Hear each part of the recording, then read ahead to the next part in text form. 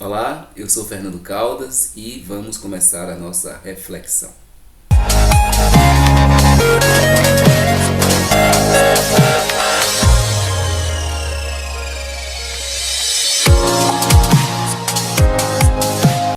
Hoje vamos pensar um pouco sobre a dor. A dor que existe no plano físico e no plano emocional. Alguns dirão que existe também num plano existencial, que a chamada dor emocional seria uma subdivisão dessa dor existencial que seria a primeira. Ou pode-se dizer que ela é uma subdivisão da dor emocional, não importam tanto as nomenclaturas. O importante é que existe uma dor objetiva, física, e uma dor que se dá numa outra esfera, num outro âmbito, embora muitas vezes se manifeste fisicamente também. A dor física é um alerta, é um sinal de que o sistema não está funcionando bem e ultrapassa a condição humana. Todos os seres físicos sentem dor porque tem um sistema nervoso que detecta um estranhamento qualquer a esse corpo.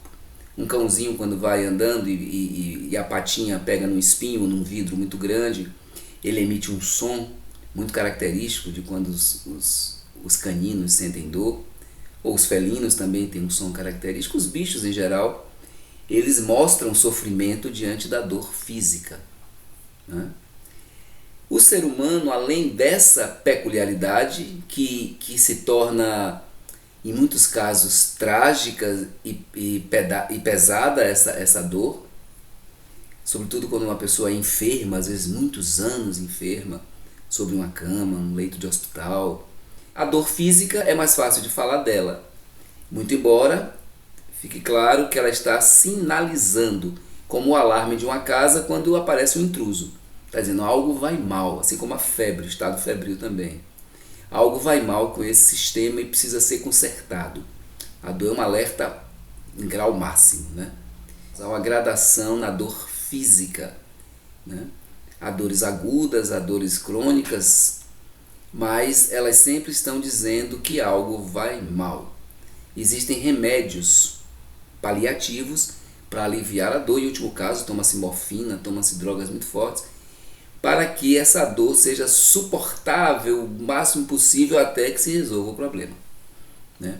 Pessoas que se habituam a ter, por exemplo, hábitos alimentares ruins, hábitos de vida ruins, e se habituam a conviver com dores de cabeça, por exemplo, que são sinalizações de que alguma coisa vai mal, a digestão vai mal, a vesícula vai mal, né? O fígado vai mal, alguma coisa vai mal, então a cabeça dói para dizer, olha meu amigo, se ela pudesse falar, né?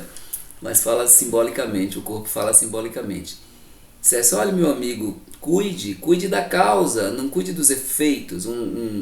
Claro que há situações que um remédio é necessário, um paliativo é necessário, até que se cuide do sistema causal.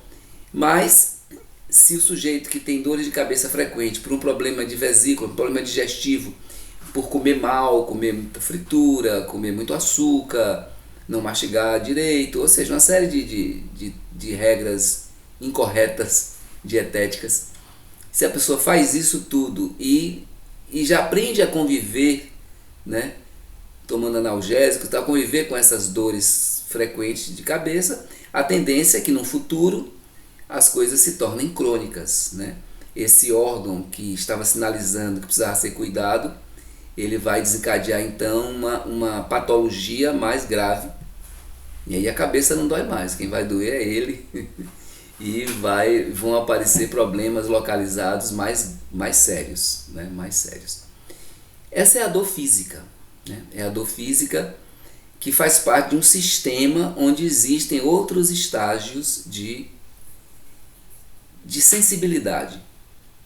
Aí vem quem chamou de dor emocional. A dor emocional, que em muitos casos dói mais do que a dor física, em muitos casos não há remédio, nem paliativos, né? O que é que a ciência, a psiquiatria tem feito, por exemplo? Ela tem indicado drogas que atuam sobre o físico para bloquear certas sinapses, para bloquear certos vínculos, né, cerebrais, que com esse bloqueio dopa certa área do cérebro e o sujeito fica meio que inutilizado para expressar a dor da alma. Dói, mas a consciência dessa dor é refreada fisicamente. É um paliativo também. Então, os antidepressivos, os ansiolíticos, espera-se que o sujeito tome e depois vai passar por um processo de desmame, até quando dure essa dor, até que ele tenha capacidade sozinho equacionar isso, para não correr o risco de um suicídio ou de um estado depreciatório, né, de um estado de esbórnia, de drogas, de fuga do mundo, como muita gente faz e fez diante de uma situação de uma dor emocional insustentável. E essa dor emocional, ela, diferente da dor física, ela não tem uma matriz universal, né?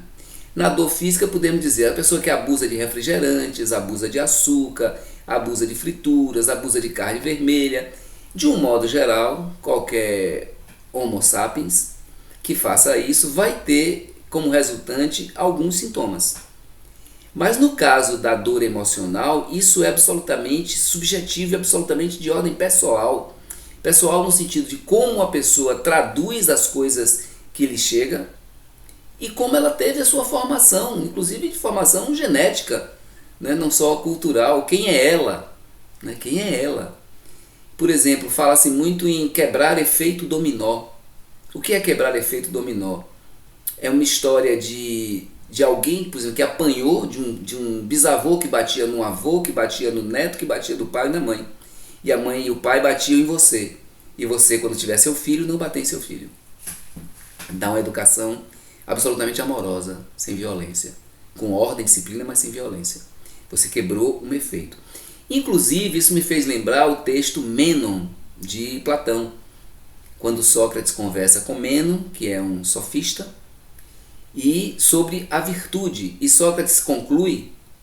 Platão concluem que a virtude não pode ser ensinada e nem a virtude é adquirida. Quer dizer, ela não é nem genética e nem a educação pode dar conta dela. Mas essa teoria do efeito dominó meio que desmente ou equaciona Sócrates e Platão ao propor que uma ação diferente do que você recebeu vá desencadear outros processos.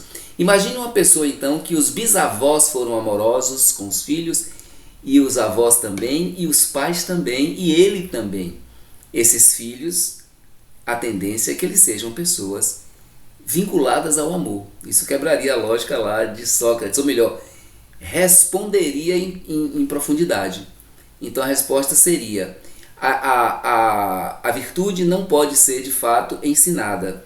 A virtude de fato não é genética, mas ela é crescente na medida que as gerações se propõem a gestos amorosos. Então é uma solução, não é, que em parte inclui a educação e em parte inclui a genética. Então a virtude ela é tanto adquirida como ensinada, só que de geração em geração. Numa geração só isso é difícil. É muito difícil um menino que foi violentado por seus pais conseguir transmutar em amor os seus gestos. Então essa dor que vem da alma, ela é muito fruto dessa construção de sujeito que é pessoal, que é intransferível. Então aquilo que vai doer para alguém profundamente, para uma outra pessoa vai doer muito menos. Vai depender muito dessas gerações de amorosidade que ela teve ou não teve. Diante de uma situação absolutamente igual, as reações serão distintas.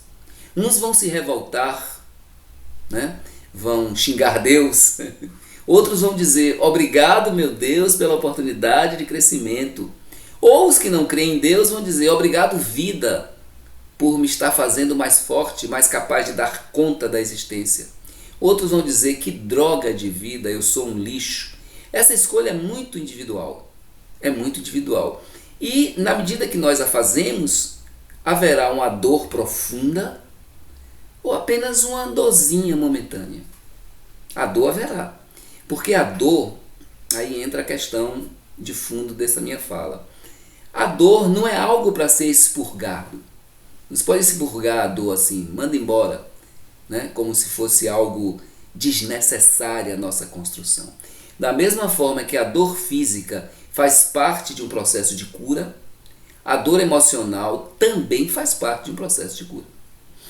Então, uma canção que eu fiz outro dia para uma amiga, deixa a dor.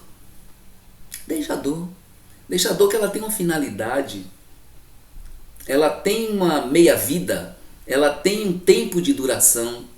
E nesse tempo de duração, ela nos fará outros. Ela construirá outras instâncias de nós que nós nem sabemos que existiam. Ou seja, há de se manifestar das nossas entranhas, da nossa alma, aspectos que não se manifestariam se nós expulsássemos a dor, ou com antidepressivos, ou com ansiolíticos, ou com álcool, ou com droga, ou com suicídio, o que fosse. Nós não daríamos a chance de a dor fazer esse grande redemoinho dentro de nós. Isso não é discurso. Isso é para ser exercitado quando estivermos na dor. Né?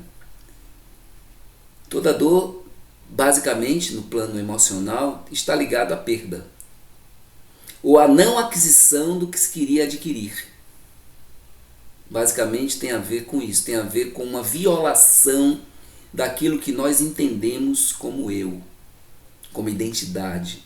Quando isso que nós denominamos nós é ferido ou por uma perda do que julgávamos ter, ou por uma não aquisição do que queríamos ter, a dor se instaura. Deixa a dor. A dor tem uma finalidade. A finalidade final talvez seja nós não nos apegarmos a mais nada e nem desejarmos mais nada.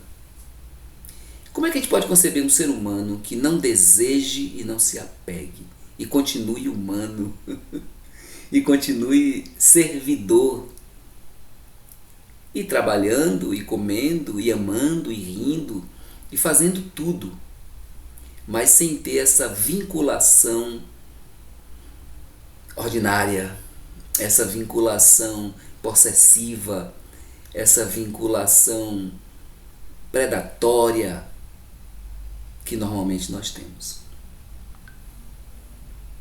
Isso é Buda, não é? Essas são as 4 verdades de Buda.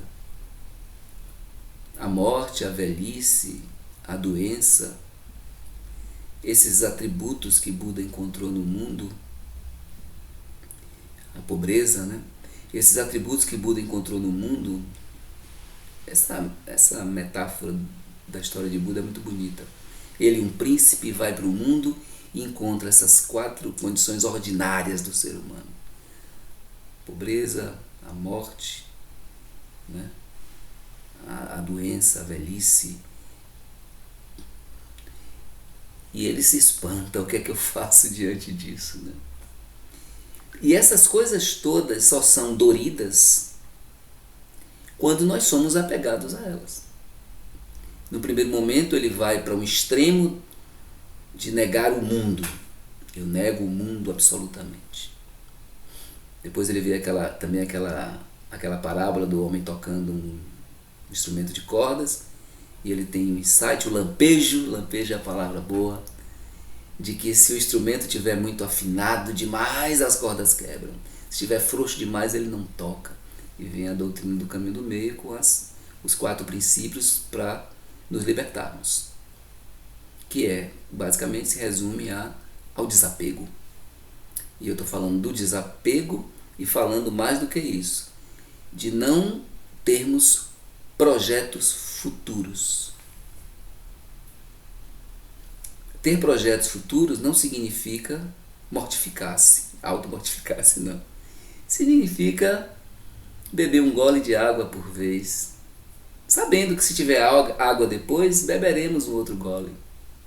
Esse exercício não é fácil, mas tem uma frase que eu costumava dizer quando era adolescente, e eu acho que eu estava certo, que diz assim: cite uma coisa boa que seja fácil. Não existe. Nenhuma. As coisas, as conquistas, as grandes conquistas são interiores e são muito difíceis.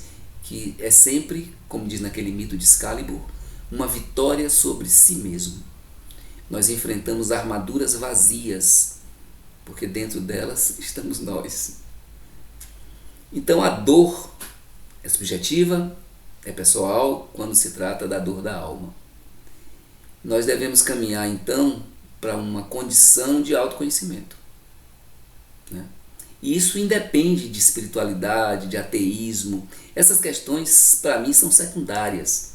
Não importa se a pessoa fica ajoelhada com um terço, um véu na cabeça, fazendo a sua psicanálise a partir de Jesus Cristo, ou se a pessoa vai na letra fria da matéria, da ciência, da investigação, e faz disso a sua psicanálise. Não importa nem se a psicanálise é algo factível. Ela passa a ser na medida que o sujeito crê nela também.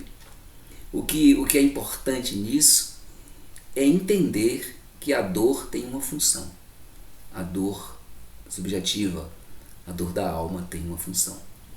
E, para concluir, a dor da existência, que pode ou não ser subconjunto da dor emocional ou vice-versa.